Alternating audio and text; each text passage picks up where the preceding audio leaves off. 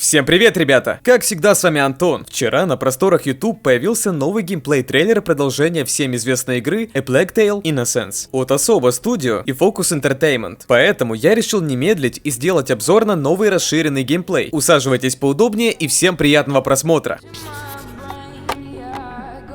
Продолжение этой достаточно уважаемой критиками игры называется A Plague Tale Requiem. События игры разворачиваются во времена Средневековья. Ну а самая главная суть игры — это помочь девушке Амиции и ее брату Хьюго выжить в этом мире. Сам мир насыщен эпидемиями, кошмарами и войнами. В принципе, все как подобает Средневековью. В первые 20 секунд нового трейлера нам показали этих двух главных героев. Амиция и Хьюго отдыхают под деревом, размышляя о хорошем будущем. Как они будут жить спокойно, в хорошем месте, без хлопот. Спустя мгновение они оказываются в неком поселении или лагере, на который наткнулись по пути. Здесь они встречают приветливого парнишку, что по теории должен помочь им в путешествии. Судя по диалогу с данным персонажем, главные герои хотят узнать, где находится некий остров. В этом же диалоге Хьюго более подробно описал его. Остров с птицей, небольшим озером и цветами. При этом на нем расположено две большие горы. Человек, с которым мы столкнулись, к счастью, действительно имеет карту Средиземного моря, которую он с радостью согласился продемонстрировать и помочь в поисках этого острова. Но в этот столь хороший момент на фоне в трейлере появляются солдаты, что разыскивают Хьюго и Амицию по приказу графа. По их словам, что они говорят людям в лагере, Амиция очень опасна и, понятное дело, мешает, поэтому ее решили убрать. Добрый парнишка потихо отводит главных героев за лагерь, где они начинают убегать. Все было бы слишком легко, если бы они просто взяли и убежали. Так что в этот же момент солдаты замечают бегство Амиции и ее брата Хьюго. Но все же им удается сбежать. Конечно, не гладко, с ранениями,